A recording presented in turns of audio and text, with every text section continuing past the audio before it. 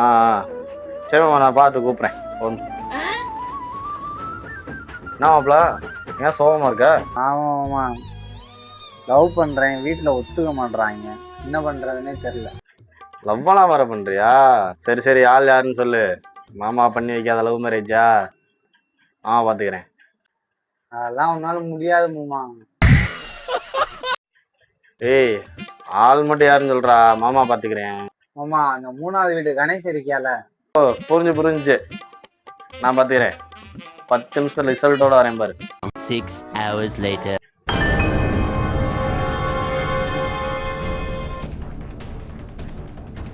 மாமா என்னாச்சு மாமா?